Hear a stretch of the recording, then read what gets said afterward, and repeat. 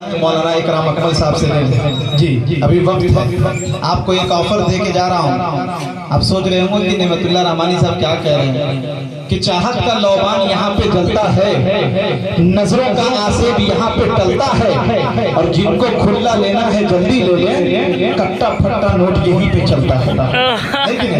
بات حقیقت ہے کہ نہیں جی لیتے رہیں, لیکن شاعر پڑھے تو آپ لوگ بھی آتے ہیں کہ سارے پرانے نوٹ سے کر لو سمجھوتا, نیا نیا ہر پیس اٹھا کر لے جاؤ. سنا ہے شاعر کے پیسوں میں برکت ہوتی ہے, 10 رکھو 20 اٹھا کر لے جاؤ. آنے جانے کا ماحول بنائے رکھیں گے تو اچھا رہتا ہے. ماشاءاللہ یہ ماشاءاللہ تو ایسے ہوتے ہیں. لیکن آئے کہ میرے خدا ابھی دنیا سے مت اٹھا مجھ کو. سنیں گے کہہ دیجئے سبحان اللہ سبحان اللہ. اس طرح اسے بولیں گے آپ حضرات اس طرح جتنا کس کے میں بول رہا ہوں اتنا کس کے آپ بھی بولیں. کہہ دیجئے لہم کے سبحان اللہ سبحان اللہ. میرے خدا ابھی دنیا سے مت اٹھا مجھ کو. میرے خدا ابھی دنیا سے مت اٹھا مجھ کو کہ میرے لال ابھی عین غین پڑھتے ہیں. میرے لال ابھی عین غین پڑھتے ہیں, اور میرے لیے وہ چٹائی ہے جنتی قالی, نماز جس پہ میرے والدین پڑھتے ہیں. میرے لیے وہ چٹائی ہے جنتی قالی, نماز جس پہ میرے والدین پڑھتے ہیں. اور بہت حسین ہے معصومیت یہ بچپن کی, بہت حسین ہے معصومیت یہ بچپن کی. ارے حسین لکھو تو بچے حسین پڑھتے ہیں. بہت حسین ہے معصومیت یہ بچپن کی, حسین لکھو تو بچے حسین پڑھتے ہیں. ماشاءاللہ یہ اب آپ کے درمیان تقریر کے لیے, آپ کی سماعتوں کے تحریز پر کھانا کھلانے کے لیے نہیں بلکہ روحانی اغذیہ تقسیم کرنے کے لیے میں بڑے ہی ادب کے ساتھ جناب حضرت مولانا دستگیر صاحب سے معدبانہ درخواست کرتے ہیں چند منٹ آپ کے درمیان حائل رہیں گے. آپ حضرات سے معدبانہ درخواست ہے کہ دل جمی کے ساتھ جس طرح بیٹھے ہوئے ہیں انشاءاللہ اسی طرح سنتے رہیں. ونؤمن به ونتوکل علیہ ونعوذ بالله من شرور أنفسنا ومن سيئات أعمالنا, من يهده الله فلا مضل له ومن يضلله فلا هادي له, ونشهد أن لا إله إلا الله وأشهد أن محمدا عبده ورسوله. أما بعد, قال الله تبارك وتعالى في القرآن المجيد والفرقان الحميد, فأعوذ بالله من الشيطان الرجيم, بسم الله الرحمن الرحيم. لقد كان لكم في رسول الله أسوة حسنة. وقال النبي صلى الله عليه وسلم, تركت فيكم أمرين لن تضلوا ما تمسكتم بهما إلى آخره. صدق اللہ العظیم. شاعر کہتا ہے درد دل کے واسطے پیدا کیا انسان کو, درد دل کے واسطے پیدا کیا انسان کو, ورنہ طاعت کے لیے کچھ کم نہ تھے کر لو بیان. حضرات محترم, معزز سامعین کرام اور پس پردہ بیٹھ کر سننے والے اسلامی خواتین, اللہ تبارک و تعالیٰ کا بہت بڑا فضل ہوا, کرم ہوا کہ اللہ تبارک و تعالیٰ نے ہم سب کو دین کی پاک مجلس عطا فرمائی. اور ہم سب اچھی طریقے سے جانتے ہیں کہ اس پروگرام کا مقصد شادی خانہ آبادی ہے, یعنی آئندہ کل نکاح خانی ہونے والی ہے. دعائیں اللہ رب العزت سے کہ اللہ تبارک و تعالیٰ اس نکاح میں برکت عطا فرمائے, اور اللہ رب العزت دونوں کے خاندان کو ہر طرح سے, ہر طرح کی شرور و فطر سے اللہ تعالیٰ حفاظت فرمائے. ہمارے لیے یہ کہہ لیا جائے کہ ہمارے لیے بڑی خوش قسمتی کی بات ہے کہ ہم سے پہلے ہمارے بہت ہی شہید مقرر حضرت مولانا محمد اکرام اکمل صاحب ماشاءاللہ یہ بہت اچھے مقرر بھی ہے, جیسا کہ میں نے شروع میں اعلان میں بھی کہا تھا کہ الحمدللہ بہت اچھی تقریر بھی کرنا جانتے ہیں, اور قرآن پاک کی تلاوت بھی کرنا جانتے ہیں, اور اچھی نعت خوانی بھی کرنا جانتے ہیں. اس کے علاوہ اناؤنسر کے بیتاج بادشاہ حضرت مولانا محمد نعمت اللہ رحمانی صاحب دامت برکاتہ العالیہ, امام و خطیب جامع مسجد بھوڑا. یہ اللہ کا بہت بڑا کرم ہوا کہ حضرت مولانا نعمت اللہ صاحب یہ بڑی مسجد میں رہتے ہیں, اور ان کے بعد والا جو گاؤں پڑتا ہے اس گاؤں میں امامت کرتا ہوں. ہماری اور حضرت کی ملاقات ہمیشہ ہوتی رہتی ہے. کئی بار حضرت کے ساتھ میں پروگرام میں رہا. یقیناً جس پروگرام میں یہ ہوتے ہیں مجمع کو بیدار کر کے رکھتے ہیں, یہ ہمارے لیے خوش قسمتی کی بات ہے. اور دوسری طرف جو ہے शायर इस्लाम मोहम्मद मकसूद जमाली साहब माशाल्लाह उनकी तशरीफ रखते हैं। बहरकैफ ये तमाम लोगों के सामने असल में यह है कि मेरी हिम्मत नहीं हो रही है कि मैं अपनी बात को रखूं, लेकिन फिर भी जब दावत मिली है तो मैं चाहता हूं कि दावत का हक अदा करके जाऊं। इससे पहले जो मुकर्रिर थे जो मौलाना इकराम अकबर साहब माशाल्लाह बड़ी अच्छे अंदाज में तमाम लोगों के सामने अपनी बात को रखे। मैं अपनी बात को तवील नहीं करना चाहता और मैं चाहता हूं कि सीधे सीधे कुरान पाक की आयत जो मैंने तिलावत की और अल्लाह के नबी सल्लल्लाहु अलैहि वसल्लम की जो हदीस पढ़ी है, मैं चाहता हूं कि सीधे सीधे दोनों का तर्जमा करके फिर उसके बाद में अपनी जगह ले लूं।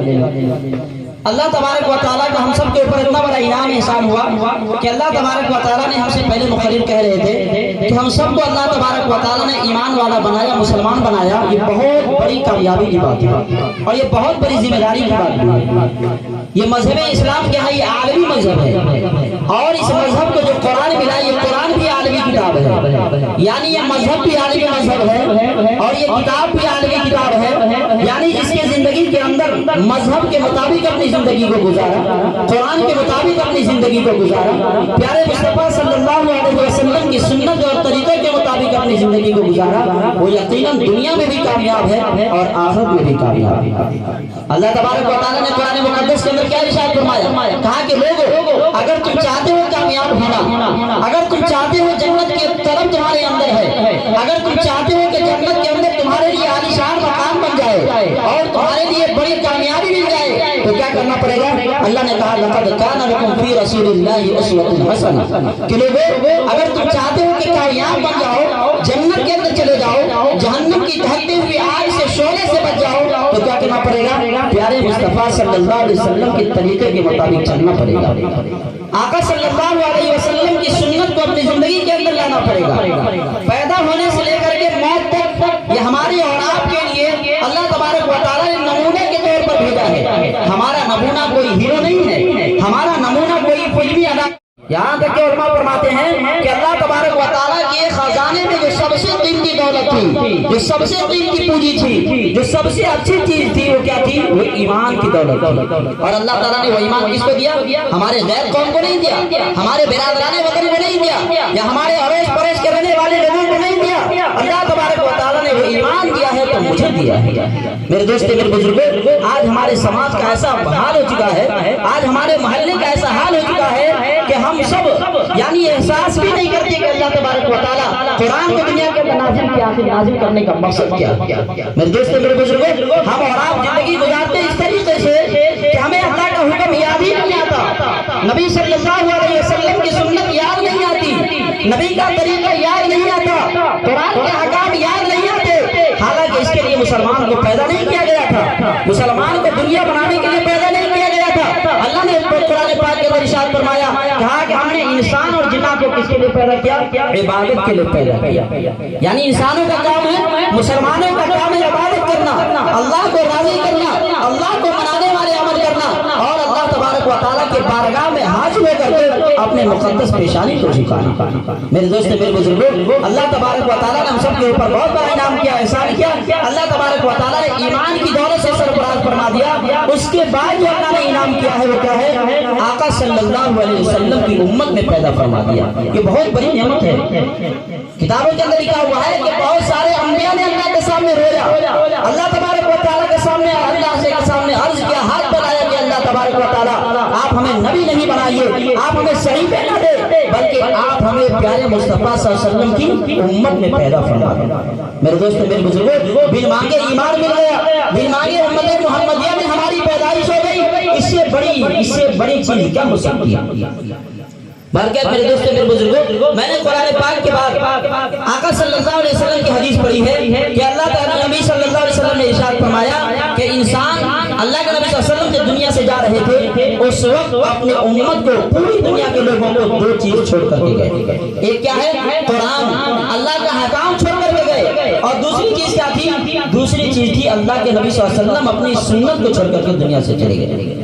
अल्लाह के नबी ने इरशाद फरमाया, कहा कि जो इंसान दोनों को अपनी जिंदगी के अंदर दाखिल करेगा, जो इंसान दोनों चीज के ऊपर अमल करेगा, वो इंसान क्या होगा? कामयाब होगा, बामुराद होगा, जन्नत में जाने का हकदार होगा। इसके मुखालिफ अगर हमारी जिंदगी गुजरी तो क्या होगा, हमारी दुनिया भी नाकाम हो जाएगी और आखिरत भी नाकाम हो जाएगी। मेरे दोस्तों, मेरे बुजुर्गों, आज हमारे मुआशरे में सबसे बड़ी कमी क्या है? सबसे बड़ी कमी ये है कि हमारे मुआशरे में दीन की तालीम नहीं है, कुरान की तालीम नहीं है, अहादीस की तालीम नहीं है, उलमा की इज्जत नहीं है, अकाबिर की इज्जत नहीं है। क्यों?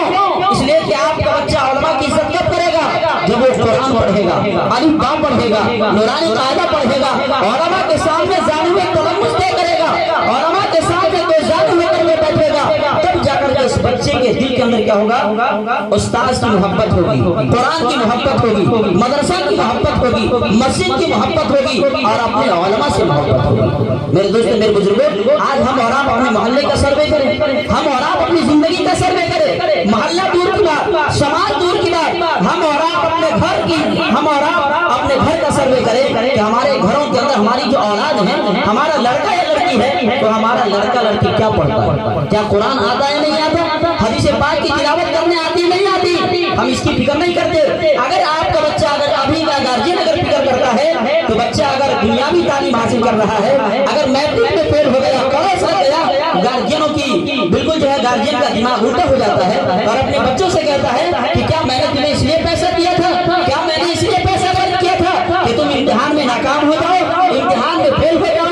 मेरे दोस्तों, मेरे बुजुर्गों, हालांकि उस गार्जियन की जिम्मेदारी ये थी कि दुनियावी तालीम हो या न हो, आखिरत की तालीम उसकी जिंदगी में लाना जरूरी था।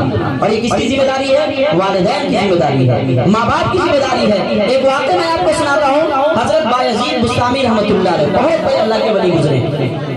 हजरत बायजीद बुस्तामी रहमतुल्लाह अलैह बहुत बड़े अल्लाह के वली गुजरे हैं। उनके पैदा होने से पहले उनके वालिद मोहतरम क्या होते हैं? दुनिया से चले जाते हैं। शायद कि आपने वाक़या सुना होगा, लेकिन असल सुनाने का मकसद ये है कि हजरत बायजीद बुस्तामी रहमतुल्लाह अलैह अल्लाह के कितने बड़े वली थे, यानी उनके वालिदैन की फिक्र कैसी थी, उनके वालिदैन की लगन कैसा था कि अपने बच्चों को पढ़ाने की फिक्र हो रही थी। हालांकि बच्चा माँ की शिकन में पल रहा है, वो बच्चा माँ की पेट में पल रहा है, अभी दुनिया के अंदर अपनी आंखें नहीं खोला, लेकिन वालिदैन की फिक्र और कोशिश हो जाती है कि मेरा बच्चा भी पैदा होगा। उधर वालिदैन फिक्र किया करते थे, माँ बाप फिक्र किया करते थे, यानी उनके बाप मरने से पहले अपनी बीवी से कहा कि देखो तुम हामिला हो, तुम हमल से हो, लेकिन याद रखना तुम्हारे हमल से जो बच्चा पैदा होगा उसे क्या करना है?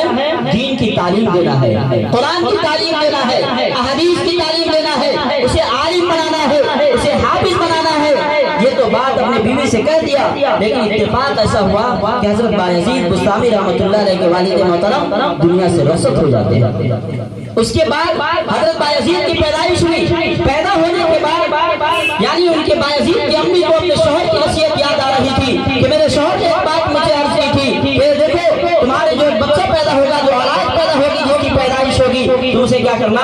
दीन की तालीम देना, कुरान की तालीम देना। चुनांचे एक वक्त आया कि बायजीद बुस्तामी रहमतुल्लाह अलैह थोड़े बड़े हो जाते हैं। बड़े होने के बाद बायजीद बुस्तामी रहमतुल्लाह अलैह की अम्मी जान अपने बच्चों की उंगली पकड़ी और उस वक्त मकतब रहा होगा, उस मकतब में लेके चली गई। जाने के बाद मदरसा में असातिज़ा से मुलाकात हुई, कहा कि हजरत ये मेरा छोटा मासूम बच्चा है, इसे यानी इसके वालिद जो है मरहूम वालिद की तमन्ना थी, यानी इनके वालिदैन वालिद दुनिया से चले गए और इनके वालिद की जो तमन्ना थी कि जो औलाद पैदा होगा उसे हाफिज बनाना, आलिम बनाना है हजरत, इसलिए मैं इस बच्चे को आपके पास लेकर आई हूँ। मेरे इस बच्चे को क्या कीजिए? दीन की तालीम से आरास्ता पैरास्ता कर देंगे। उस्ताद ने क्या कहा कि ठीक है बुढ़ी अम्मा, मैं आपकी बात को सराहता हूँ, मैं आपकी बात को मानता हूँ कि मैं इस बच्चों को दीन की तालीम जरूर दूंगा, लेकिन शर्त यह है कि आप मेरे लिए यानी इस बच्चे के लिए मेरी दुआओं से मदद करना।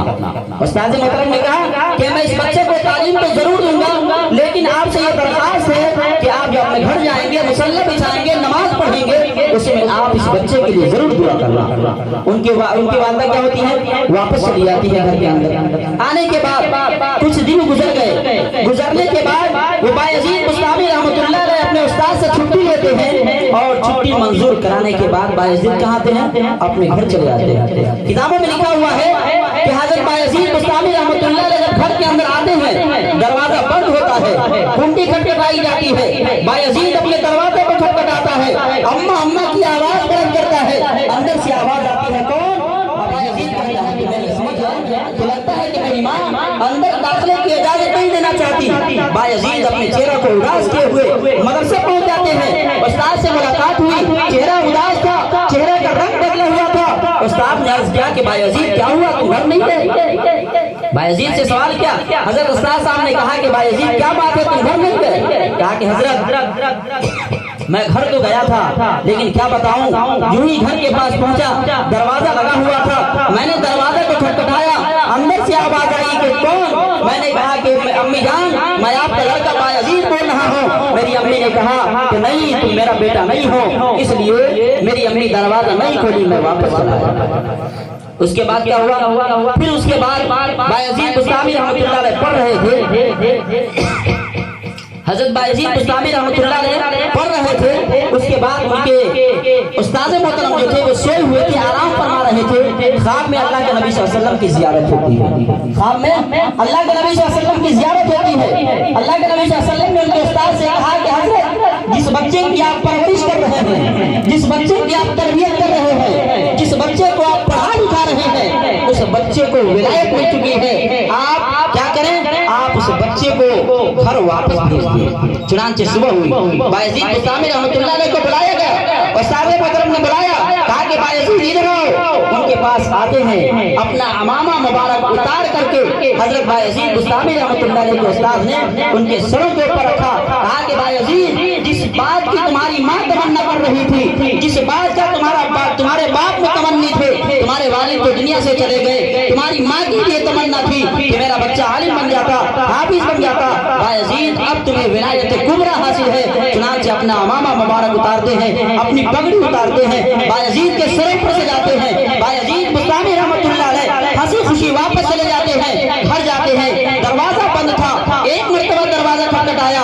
فوراً آواز جب دروازہ کھول دیا جاتا ہے، ان کی ماں سامنے آتی ہے، ماں اپنے بیٹے کو گلے سے لگاتی ہے، کہا کہ میری اولاد میری یہی تمنا تھی اور تمہارے والد مرحوم کی یہ تمنا تھی کہ تم کس طرح سے دین کا داعی بن جاؤ، تم عالم بن جاؤ، لہذا میری تمنا پوری ہو چکی ہے۔ اس کے بعد ان کی والدہ نے کھانا بنایا، پھر دونوں ماں اور بیٹے دونوں خوش و خرم کیا ہوئے، کھانا کھائے، پھر اس کے بعد خوشی سے زندگی بسر کرنے لگے۔ یہ ہے والدین کی محنت، یہ ہے والدین کی فکر، کہ جب والدین کی فکر دلوں کے اندر اپنے اولاد کے متعلق ہوتی ہے تو اولاد کیا ہوتا ہے، عالم بنتا ہے، حافظ بنتا ہے، مسجد کا امام بنتا ہے، اللہ کا ولی بنتا ہے۔ اگر وہی ماں باپ جن کے بایزید بستامی رحمۃ اللہ علیہ کے اگر ماں باپ فکر نہیں کیے ہوتے، اپنے اولاد کی فکر نہیں کرتے، تو شاید کہ بایزید بستامی رحمۃ اللہ علیہ کو ولایت کبریٰ حاصل نہیں ہو سکتا۔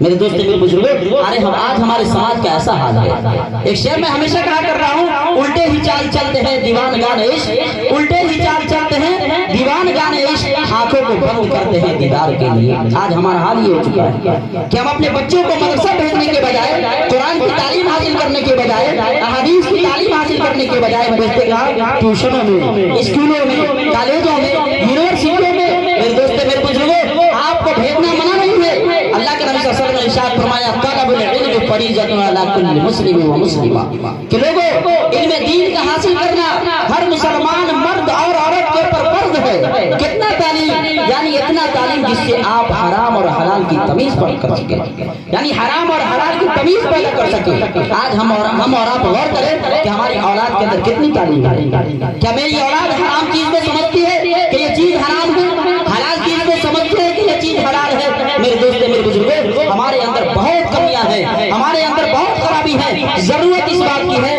کہ ہم اس خرابی کو دور کرنے کی کوشش کریں، اس خرابی کو اپنے سماج سے ختم کرنے کی کوشش کریں۔ اور یہ ختم کب ہوگا؟ یہ وقت ہوگا جب ہم اپنے اولاد کی تربیت کرنے کی فکر کر لیں گے۔ یہ ماں باپ کی ذمہ داری میں سے ہے، یعنی اولاد کی ذمہ داری، ماں باپ کے اوپر کچھ ذمہ داری اللہ نے دیا ہے، اس ذمہ داری میں سے یہ بھی ہے کہ آدمی ماں باپ اپنے اولاد کا کیا کرے، اچھی تربیت کرے، اپنے اولاد کے بارے میں، ان کے بارے میں اچھی سوچ رکھے، ان کو اچھا سے اچھا پڑھانے کی فکر کرے۔ میرے دوست میرے بزرگوں، اور آج تو حالات ایسا ہو چکا ہے کہ اگر ایک گارجین کے پاس اگر 4 اولاد ہو اور اس چاروں میں سے کس کو مدرسہ بھیجا جاتا ہے جو بہت کم ذہن کا ہو، جو بہت کمزور ہو، جو بالکل ہاف دماغ کا ہو، اس بچے کو کہاں بھیجا جاتا ہے؟ مدرسوں میں بھیجا جاتا ہے۔ اور جو تھوڑا دماغ کا تیز ہے، ذہن کا تیز ہے، جو اچھی نوکری لانے کی فکر کر سکتا ہے، جو امتحان میں اعلیٰ نمبر سے کامیاب ہونے کی کوشش کرتا ہے، یعنی اس کے اندر یہ لگن ہوتی ہے، تو ماں باپ کیا کرتے ہیں؟ ویسے اولاد کو کالجوں کے اندر بھیجتے ہیں، یونیورسٹیوں کے اندر بھیجتے ہیں۔ بتائیے یہ ہماری سوچ ہے؟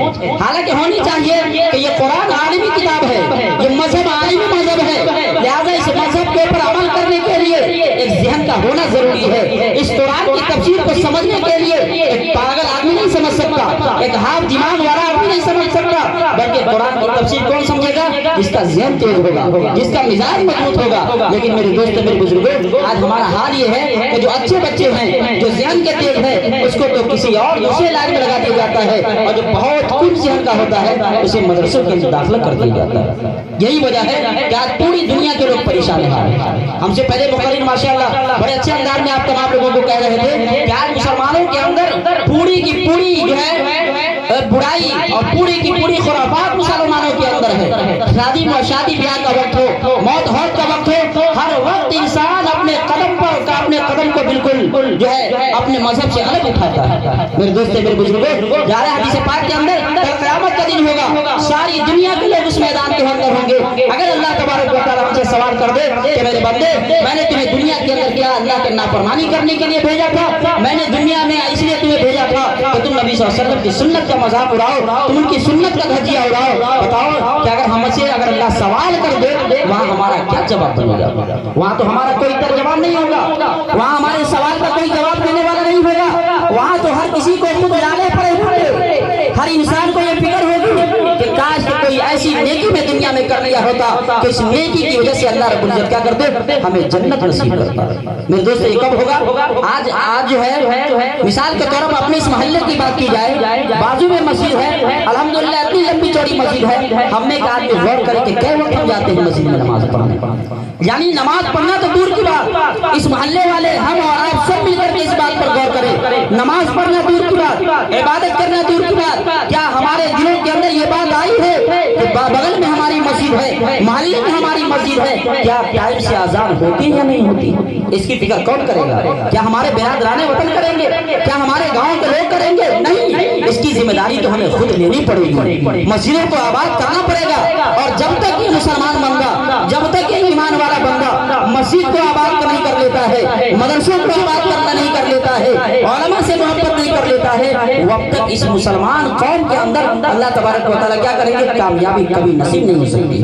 کیوں؟ اس لیے کہ اللہ کے نبی صلی اللہ علیہ وسلم نے ارشاد فرمایا العلماء ورثۃ الانبیاء، یہ علماء کیا ہے؟ انبیاء کے وارث ہیں، علماء انبیاء کے وارث ہیں، اور انبیاء کیا چھوڑ کر کے گئے؟ دینار و درہم نہیں چھوڑ کے گئے، سونا چاندی نہیں چھوڑ کر کے گئے، بلکہ چھوڑ کر کے گئے ہیں تو اپنے مذہب کی کتاب چھوڑ کر کے گئے ہیں، شریعت چھوڑ کر کے گئے ہیں، مذہب چھوڑ کر کے گئے ہیں۔ لہذا ہم سب کی ذمہ داری ہے اور ضرورت اس بات کی ہے کہ ہم سب اس بات کے اوپر اپنے دلوں کے اندر لیں، اپنی اولاد کی فکر کریں اور اپنی اولاد کو جو ہے دین کی تعلیم سے جوڑنے کی فکر اور کوشش کریں، تب جا کر کے ہم کامیاب ہو سکتے ہیں۔ اللہ تعالیٰ نے قرآن پاک کے اندر ارشاد فرمایا لقد کان لکم فی رسول اللہ اسوۃ حسنہ، کہ لوگوں اگر تمہیں کامیاب بننا ہے، جنت میں جانے کی تمنا ہے، اگر تم چاہتے ہو کہ جنت میں چلے جاؤ تو کیا کرنا پڑے گا؟ اسوہ حسنہ کو اپنی زندگی کے اندر لانا پڑے گا۔ شاعر کہتا ہے نبی کا اسوہ حسنہ تمہیں یہ درس دیتا ہے، نبی کا اسوہ حسنہ تمہیں یہ درس دیتا ہے کہ تیری زندگی قرآن کی تفسیر ہو جائے۔ اللہ تعالیٰ سے دعا ہے کہ اللہ تبارک و تعالیٰ ہم تمام لوگوں کو کہنے سننے سے زیادہ عمل کی توفیق عطا فرمائے۔ اور چلتے چلتے میں دو بات عرض کر کے جاتا ہوں۔ ایک بات یہ ہے کہ ہم سب خاص طور سے اس محلے کے لوگ، اس میں جو اس محلے کے لوگ بیٹھے ہوئے ہیں، تمام لوگوں سے میری یہی گزارش ہے کہ خدا را مسجدوں کو آباد کرنے کی فکر کریں۔ اذان کی ذمہ داری ہے، بڑی افسوس کی بات ہے، کہا کہ جس مسجدوں کے اندر اذان نہیں ہوتی ہے مسجدیں بددعائیں کرتی ہے، نماز تو دور کی بات ہے، جماعت تو دور کی بات ہے، جس مسجد میں اذان نہیں ہوتی ہے بتائیے کہ ہمارا کیا حشر بن سکتا ہے؟ سوچیں اپنے دل کے اندر، مسجدوں میں اذان نہیں ہو رہی ہے، کوئی مولانا کو رکھنے کی فکر اور کوشش نہیں ہو رہی ہے، پھر میرے بچے کہاں جائیں گے دین کی تعلیم حاصل کرنے کے لیے؟ لہٰذا تمام گارجینوں سے میری درخواست ہے اور بہت ہی ادب کے ساتھ یہ گزارش ہے کہ آپ خدا کے واسطے کوئی ایسی ٹیم بنائیں، کوئی ایسا جو ہے مشعل راہ اختیار کریں جس سے ہمارا سماج کی جو ہے سماج کے اندر چار چاند لگ جائے، جس سے ہمارے سماج کے اندر رہنے والے بچے قرآن پاک کی تعلیم حاصل کرنے والے ہو جائے۔ اور دوسری بات یہ ہے کہ اپنے اولاد کی فکر کریں. اپنی اولاد کو اتنا تو ضرور کم سے کم اپنے اولاد کو تعلیم دے دیں کہ قرآن پاک کی تعلیم کرے, قرآن پاک کی جو تلاوت کرنے آ جائے, کم سے کم اس کو اتنی تعلیم تو ضرور دلائیں کہ جب آپ کا جنازہ رکھا ہو تو بچہ کم سے کم نماز کی نیت بھی صحیح کر سکتا ہو. آج اکثر ایسا ہوتا ہے, میں تفصیل میں نہیں جانا چاہتا, میں اپنی بات کو ختم کر رہا ہوں. اکثر یہ دیکھا گیا ہے کہ اگر کسی کے والدین کی جنازہ رکھا ہوتا ہے وہاں پر, لیکن اولاد کے اندر اتنی شعور نہیں ہے, اس کے پاس اتنا علم نہیں ہے کہ اپنے ماں باپ کی کیا کرے, نماز جنازہ پڑھا سکے. ویسے اولاد سے کیا فائدہ؟ یہ اولاد بھی کل قیامت کے دن کیا ہوگی, آپ کے خلاف گواہی دے گا. اگر آپ نے اولاد کی صحیح تربیت نہیں کی ہوگی, اگر آپ اپنے اولاد کو صرف دنیا بنانے کی فکر آپ نے کی ہوگی, تو یہ اولاد بھی کل قیامت کے دن کیا کرے گا, آپ کے دامن کو پکڑ لے گا. آپ اگر جنت میں جانے والے ہوں گے تو یہ آپ کے گریبان کو پکڑ کر کے آپ کو جہنم کے اندر کھینچ کر لے جائے گا. کیوں؟ اس لیے کہ آپ نے بچے کی جو زندگی تھی, تربیت کا جو وقت تھا, آپ نے اپنے بچوں کی تربیت نہیں کی تھی. آپ نے بچوں کو قرآن پاک کی تعلیم دلانے کی آپ نے فکر اور کوشش نہیں کی تھی. اس کا نتیجہ یہ ہوگا کہ وہ بچہ کیا کرے گا, کل قیامت کے دن آپ کو جہنم میں لے جانے کا سبب بن سکتا ہے. اس لیے میرے دوستوں, میرے بزرگوں, تمام گارجین حضرات سے میری یہی گزارش ہے کہ خاص طور سے ہم اپنے بچوں کو دینی تعلیم دلانے کی کوشش کریں. اللہ تبارک و تعالیٰ سے دعا ہے کہ اللہ تبارک و تعالیٰ ہم تمام لوگوں کو کہنے سننے سے زیادہ عمل کی توفیق عطا فرمائے. وما توفیق الا باللہ.